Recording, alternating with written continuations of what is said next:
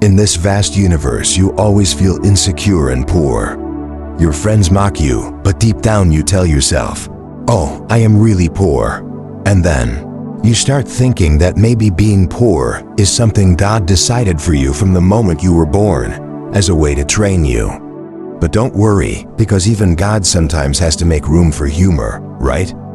One day, you're sitting in a cafe, looking around, seeing luxury cars passing by, and all you have is an old bicycle that you've borrowed since your first birthday.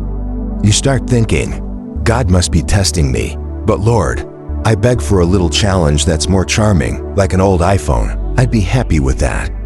At that moment, you remember a story from the Bible. God created the heavens and the earth in 6 days, and on the seventh day, He rested. You tell yourself, God must have rested because He was so busy creating rich friends like these, while I only have an old bicycle and worn-out shoes. But then, you look up at the sky, see the shining sun, and think, God must be winking at me saying, "Don't worry, my child, I'll give you a car in 2040. The feeling of being poor begins to fade, and you realize that poverty could be a humorous gift from God, as if He wants you to practice patience, creativity, and most importantly, a sense of humor.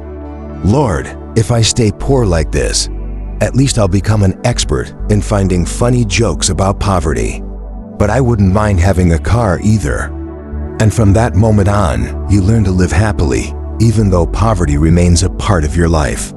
Who says being poor is suffering? No, being poor can be a sport, and you are the best athlete in that competition. Whenever someone asks you about wealth, you simply reply, God created rich people so I can be friends with them and have free dinners.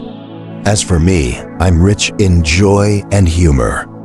So you begin to realize something extremely important. If being poor can create laughter, then being rich is definitely a wonderful reward from God. But you have to wait a little, maybe for a few more decades. And then, you decide that if poverty doesn't shake your faith, perhaps faith will take you to a destination you never imagined: wealth. First, you start praying, but instead of asking God for a car or a mansion, you ask Him to show you how to develop your scamming skills. That is, with intelligence and humor, you could make money without having to work shows your whole life. You remember God's words in the Bible, "If you believe in me, you will be given everything you need."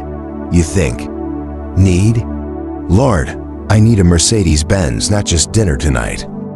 And then, one beautiful day, you come up with a golden idea that you proudly call faith business.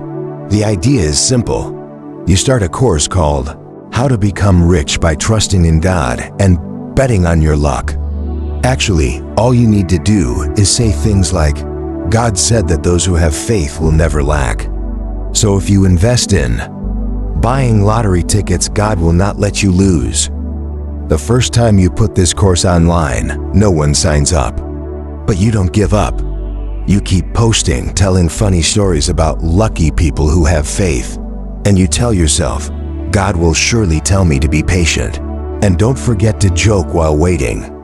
And then one day, a believer starts signing up for your first course. After that, hundreds more followed. With each successful class, you gradually become rich not by selling lottery tickets, but through the charm of your funny stories about faith and wealth. You start to see the change. You no longer just have an old car, but now you own a luxury SUV. Though you still tell God, Lord, I think this car is a test, right? Gradually, you've built an empire, with a company specializing in courses on how to get rich with faith and humor. You host seminars where you teach while telling funny stories about getting rich. You see, without faith, I wouldn't have been able to get an automatic coffee machine, and I'd still be carrying coffee by hand like those poor people. But faith has helped me gain wealth and a collection of coffee machines. And so, not only have you become wealthy, but you've also become a famous expert on the art of living with faith and humor. People call you the one with unlimited faith and infinite wealth. And you laugh. Lord, I know you always have a plan for me, but does that plan include giving me a villa in Hawaii? So you've learned an important lesson. Faith can make you wealthy not only in material things, but also in joy.